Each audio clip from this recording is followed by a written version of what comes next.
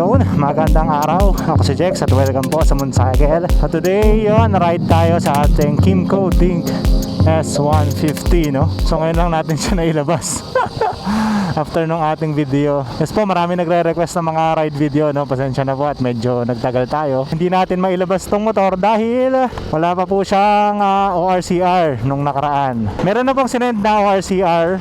Nito lang si Archway, pero soft copy pa lang siya, no? Pero ngayon on the way tayo sa kanila para kunin naman yung hard copy ng ORCR at yung ating plaka. Yun. So yun, isa sa mga dahilan natin kaya hindi natin masyadong naira-ride, ano? Dahil wala pa tayong ORCR at plaka. Yan, 110 kilometers pa lang yung tinatakbo nito. Nagagamit-gamit natin to dito lang. Pambiyahe-biyahe lang dito sa atin. Nung lumabas yung kanyang soft copy ng ORCR, ayaw nating ilayo ng walang plaka. Ginagamit talaga natin to pang daily dito sa ating bayan ng San Pablo. So yun, ang first impressions natin dito sa ating Kymco Dink S150, no? Seat height, mataas talaga siya. Hindi dahil dun sa number ng seat height, no? Hindi dahil dun sa taas, dahil malapad yung upuan. So ang gagawin na lang natin dyan, mamaya papakita ko sa inyo pag traffic, iuna-una lang natin yung put natin dito. Yan, ito, yung tulad nito, matitigil tayo sa traffic.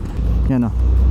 Medyo ano tayo, tiptoe, pero ang gagawin ko, iuna ko lang yung pwet ko dito sa unahan. Yan, flat footed na tayo. Ganun lang naman yung magiging style natin dyan, no? So ergonomics, okay, ang ganda talaga ng ergonomics ito, no? Pantay na pantay lang, tapos iba talaga yung kalidad talaga ng mga hinahawakan mo dito. So sa ride impression naman, no, yung mismong kanyang ride, malakas talaga yung acceleration niya. May nagtanong kung sino yung mas malakas ang hatak dito, o sa Aerox V2. Na maganda kasi sa Aerox V2, magaan. So medyo ramdam mo rin yung hatak dahil magaan yung motor. Pero para sa akin yung power, mas malakas yung acceleration nito, mas malakas yung torque nito. Ang maganda kasi yung characteristic ng Yamaha is yung kanyang VVA.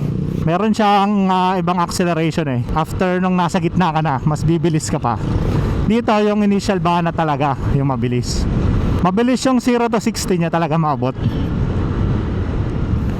Hindi ko pa po ito natatop speed dahil again, hindi ko pa po siya nailalabas. At isa pang dahilan natin is hindi naman tayo mahilig sa mga top speed, no? Hindi talaga po tayo nagta-top speed ng ating mga sasakyan. Wala tayong masyado mga top speed figures na may bibigay sa inyo. Pero kung hatak at hatak na po talaga yung hanap natin, talaga pong medyo malakas sa hatakan itong ating Dink S150. Tapos meron siyang karakteristik na ano eh, pag naka-throttle ka tapos bigla mong binitawan yung throttle, pag nasa slow speed ka, medyo nakaka-jut siya eh. Pag medyo sakto naman yung takbo, yung nasa highway speed ka or mga from 20 to 60 na, okay naman, smooth talaga siya, sobrang smooth.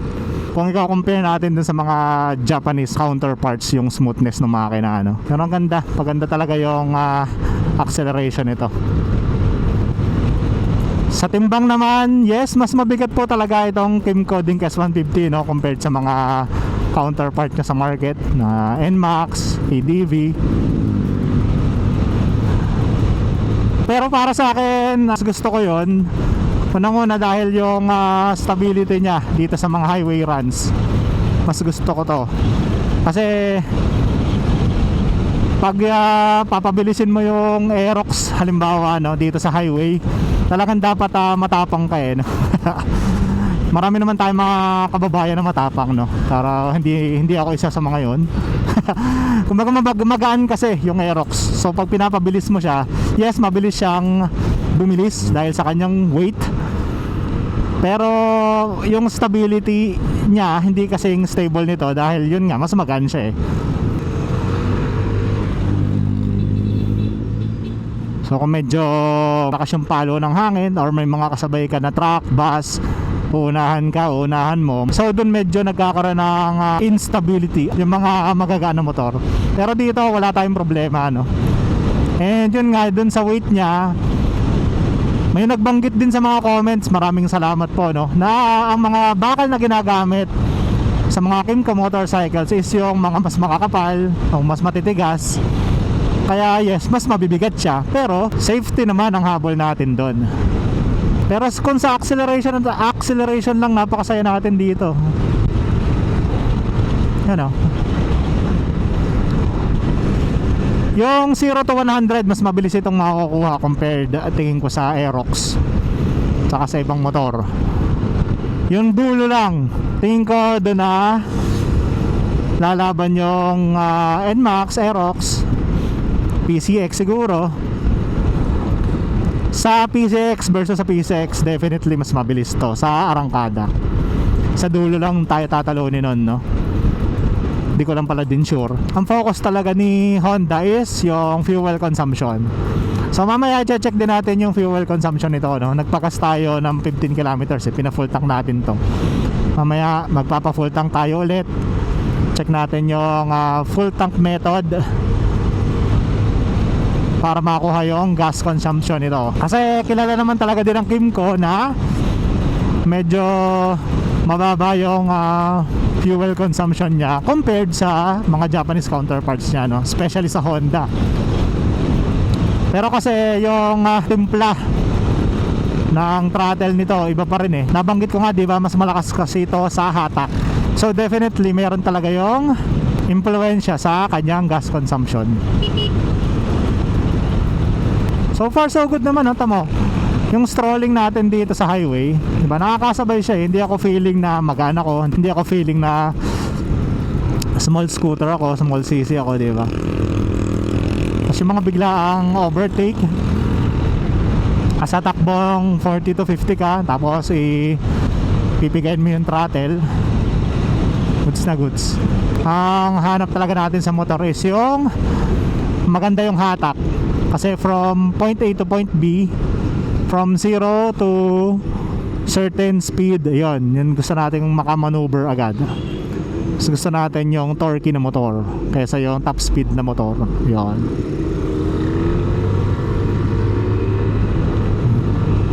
Ano pa ba mga napansin natin dito? Gulay board, grabe. Ay, pasensya na, dumi oh. Grabe ang gulay board nito, gamit na gamit. At hindi lang yung gulay board, pati yung kanyang compartment. Hindi na nga natin kinailangan muna magkabit ng top box kasi gulay board saka glove compartment pa lang, sulit na to, no? So ayan, narito na tayo sa Xgen Plaza. Tutuloy natin mamaya. Kukunin lang natin yung ating ORCR sa kanila at plaka. Archway, Kymco Motorcycles. Dito natin kinuha yung ating Kymco Dink S150. Archway Motorcycles. Marami silang stocks dito ng kung ano-anong motor. Meron silang Kymco, syempre meron din silang SYM, FKM, Skygo. Yung mga wala usual sa mga big 4 na motor is narito sa Archway Motorcycle. So visit nyo lang sila dito sa Xgen Plaza. Medyo ano bang barangay nakakasakop dito? San Antonio 2, San Pablo City. So malapit na rin kasi ito sa Chaong actually. Itong bagong SYM Husky. Meron na sila dito ng 450 MT. Tabi nitong TRK 502. Yung mga big bikes din na pamimilian dito. May CLC din eh. Pero ito yung solid dito. May 450 MT na sila. Daming motor. Sa mga ganap ng mga motor, dami dito sa Archway. Ito gusto natin. X-Pulse 4B. 200cc yan na 4 valves. Ang adventure bike na rin siya. Yun, at ganun-ganun lang nakuha na natin yung RCR natin. At plaka. So sa bahay na natin yung ikakabit. Maganda ngayon, 3 years na kasi yung rehistro, no? Hindi ka na pagkabili mo ng motor, pahirehistro ka na agad. Sobrang abala. At buti din mas mabilis-bilis na ngayon ang labas ng plaka. Yun. Again, thank you very much Archway, San Pablo City, sa magandang serbisyo at transaksyon.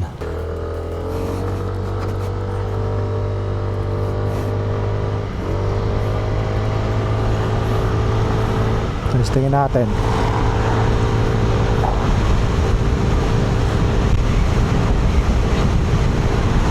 Maganda yung bigay niya, ang smooth. So far, happy naman talaga tayo sa performance nito, no? Ang pinagkaiba niya rin dun sa ibang mga usual na maxi scooters natin dyan, medyo mas malaki siya. Actually mukha nga siyang, hindi naman siya mukhang big bike, no? Pero talagang significant, para na siyang X-Max eh. Mas marami ding nakakapansin, marami napupugian bago kasi. Tapos ang dami nagsasabi na, uy, Kymco pala yun. Kasi di ba, iba talaga yung itsura niya, hindi siya mukhang Kymco. Or dun sa mga nakasanayan natin na design language ni Kymco. Mukha talaga siyang Japanese motorcycle. Or kung ano man yung usual designs ng mga Japanese motorcycles natin dyan. Matusok at makanto, tapos sporty. Pero may gulay board, no? Yan namagit ko. Ayan, tuloy ko yung kwento natin sa gulay board at sa compartment. Napaka-functional nitong gulay board para sa amin. Ang dami natin na ikakarga ng mga biglaang bili ng kung ano-ano. Tapos yung compartment niya, ang laki. May mga full face tayo na nailalagay doon. Pag yung half face, wag mo nang tanongin, talagang kasyang-kasya yung half face doon. And after mo maglagay ng helmet, ang laki pa ng space sa likod. Kaya goods na goods talaga to ng Kymco Dinges. Pinagsama niya yung sporty look, yung guwapo look, at yung functionality sa isang motor. Kaya masaya tayo dito. Isang medyo disadvantage, hindi lang nitong Dinges, lalong-lalo na nung Dink R, is yung kanyang radiator is nakaharap pa una. Hindi naman pala siya disadvantage, no? Dahil usually yung mga big bikes naman natin, talagang yung mga radiator naman nun nakaharap din pa una eh. So nilalagyan na lang natin ng mga radiator guard, etc.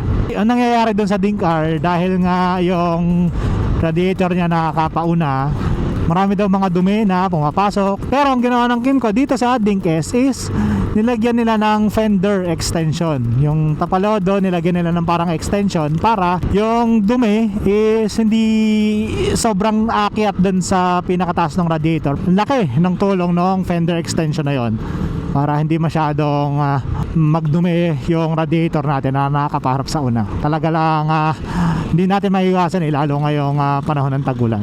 Ground clearance, yan. Hindi ko lang alam kung matigas ba yung gulong namin o ano, no? Hindi kami sumasahid sa mga humps. Merong mga humps talaga matitindi at matataas dito sa amin, no? Pero hindi naman siya nakasayad. So mababa ang ground clearance ng Kymco Dinges base sa kanyang specs. So ground clearance niya is 135 mm. 80 kilograms ako, 60 kilograms C OBR. So around 140 kilograms in total tayo na nakasakay sa kanya. Pag nadaan naman tayo sa mga humps, hindi naman tayo nasayad. And may nag-point out din po sa comment section din, thank you very much po again. Kadalasan kasi ang natama sa mga humps or sa mga lubak is yung ating center stand. Pero ang kagandahan naman dito sa Dinges or sa mga Kymco, center stand natin hindi sa engine naka-install. Nakakabit yung ating center stand sa chassis ng motor. So kung tumama man yung center stand ng motor natin, hindi tayo kakabahan kasi sa chassis naman nakakabit, no? So all goods. ABS and traction control, yan again nabanggit ko nga, diba? Yun yung mga hinahanap talaga natin na specs sa motor, yung safety. May mga biglaan na may tatawid, may mga biglaan na mga mangyayari. So yun talaga ang pagtuunan ng pansin, no? Yung mga safety features ng mga motor natin. So wala niya, mga ABS, mga traction control, napakalaking tulong po niyan sa atin. Mga naglalabasan kasi ng motor ngayon, di ba, mga naka TFT display, yan, may mga tech features na may connect mo yung phone mo. Sa akin, for a scooter, not saying na ayaw ko yun, yung mga ganong features. Ngayon, kung nakakabit yun dito at meron to, masaya tayo nun, syempre, di ba? Pero para sa akin, as a scooter, hindi naman natin siya ganun kakailangan. Especially pag dito lang naman yung ride natin. Yes, pag naglo-long ride tayo or talagang ina-enjoy natin yung motor, yung mga kagandang dulot din naman yan, no? Pero para sa atin, no, na kadalasan naman natin, gamit lang natin dito, gusto natin, yung makikita lang natin yung mga basics natin dyan, tulad ng speed, oras, total odometer natin, mga ganun lang. Okay na yan, hindi na tayo maghahanap ng kung ano-ano pa. Tapos yung niya, maneuverability naman, yung nimbleness niya, no. Banggit nga natin, malaki kasi yung motor, di ba? Pero dahil siya ay maxi scooter, ang bilis niyang isingit-singit din. Medyo isipin mo lang syempre yung length niya at saka yung timbang niya, no. Pero pag kaya mo naman siyang isingit, okay na okay kung medyo confident ka. Pati dun sa seat height niya. Stable naman siya pag nag-highway. Yun lang pala, no, pag high speed, ang medyo hindi lang stable para sa akin, para sa akin lang naman to, is itong kanyang handlebar. Medyo malikot siya, no? Kayang-kaya mong ilikot yung handlebar niya kasi yung turning radius niya talaga is malaki. Pero doon naman yun papasok pag nasa looban tayo ng traffic o nasa city driving tayo, no? Yung mga nimbleness ng motor is na doon dahil maganda yung turning radius niya. Para siyang ano nagkaroon din tayo ng Bergman dati na 125. Para siyang ganun, para siyang upgraded. Bergman 125. Maxi scooter, may gulay board, malakas yung hatak. Malakas din ang hatak ng Bergman, talaga lang dulo ang wala yun, no? Pero ito, kumbaga ito yung Bergman on steroids. Yan, idaan natin sa lubak. Iya, you know. Tapos ang kanyang suspension, again, nabanggit ko nga baka matigas lang yung gulong natin, no? Kailangan ba nating ibaba? Medyo may tagtag siya. Yes, yung sinasabi ng iba, no? Pero para sa akin, okay na okay lang naman. Hindi naman siya yung bothersome na tagtag. Maganda yung play na ang suspension para sa akin. Kumbaga mix siya nung tigas para sa long rides or sa mga speed runs. Pero play naman siya pag mga gantong lubak-lubak. Mahirap din yung sobrang lambot na suspension Pag sobrang lambot ng suspension natin, mahirap naman yung performance nun pag sa mga likuan, sa kurbada or sa highway. Talagang masyadong mabilis yung kumbaga rebound niya. Hindi pala mabilis, matagal. Malayo yung distansya ng play nung ano niya. May dadaan natin siya sa lubak. Good. Ayun lang yung mga first impressions natin dito, no? Ayan, no? Ayan mo. Ginadaan mo sa lubak. Yon, sa mga nagtatanong nung seat height nitong ating Kymco Dink S150, tayo ay 5'8" in height. So check natin, no? Yung seat height niya. Pag nakaupo ka dito mismo sa pinakadulo niya, no? Yung sa may backrest dito. Medyo tiptoe tayo sa 5'8". Kaya naman natin ang 1 foot down. Hindi mataas yung seat height actually.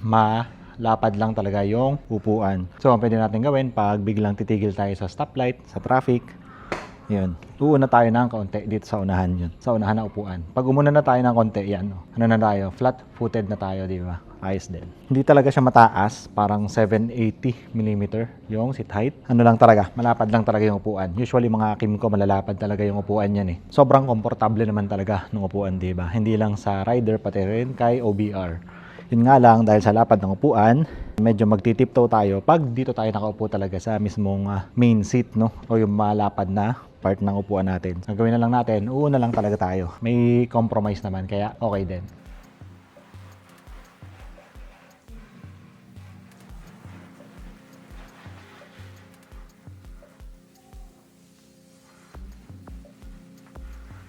Alright, so gabi na, no? Pinantay ko talaga magabi para makita natin yung ilaw nitong ating Kymco Dink S. Kasi hindi natin plano magpalagay ng additional lights dito, no? Para sa akin kasi maliwanag naman. Isa pala sa mga napansin natin, no? Yung startup niya matagal na mga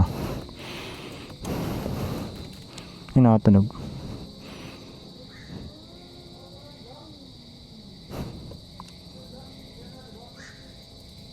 Yun o, inaantay muna natin yung kumbaga yung startup niya bago natin i-start yung motor. Pero yung startup na yun medyo matagal, especially pag yung mga galing sa lamig. Pero mga siguro kakain ng mga 5 to 6 seconds din yun, no? So ito yung ilaw niya. So ito yung ilaw natin. Pakita ko sa inyo. Pag walang ilaw, yan. Kung walang kong maliwanag pa para sa inyo, no? Yan. Para sa akin okay na okay yung ilaw niya, malakas. Para sa akin yung point na hindi ko na kailangan magdagdag pa ng ilaw. Usually naman din pag nasa city lights tayo, di ba? So pakita ko sa inyo dito. Yan o. Ito yung walang ilaw. Although hindi pa gabing-gabi ngayon. Pero ano na rin, madilim na rin. Ito yung DRLs pa lang. Then ito yung LED natin. Yan. Para sa akin maliwanag na yan, mga boss. Goods na ako dyan. Kasi kahit dun sa mga luma ko motor, hindi naman tayo masyado nagdadagdag ng mga ilaw. Kung ano lang yung stock ng motor, yun lang din yung ginagamit natin. And wala naman tayo nagiging problema doon, no? Pero compared dun sa mga yon, sa mga dati nating motor, mas malakas to. Like sa Aerox B2, yan. Ito yung walang ilaw. Ito yung may ilaw. O, diba? Malakas. Punta lang tayo sa mooncycle, tapos diretso natin yung video mamaya, no? Kunin na rin natin yung gas consumption ng ating Dink S150. So nagpa full tank tayo nung around mga 15 kilometers. So ngayon naman 135 kilometers pa lang. So mamaya magpapa full tank tayo, no? Sarado na po ang mooncycle. Again, sa mga naghahanap ng helmets, moto gear nila dyan, yung accessories na malapit dito sa South, dito sa atin sa Laguna, na visit lang kayo dito sa Mooncycle Motor Shop. Linderson Arcade. Let's go. Malawak po parking natin dito. Tara, magas tayo. So meron tayong 135 kilometers. Nagpagas tayo noon 15 kilometers. Check natin ngayon. Full tank method tayo.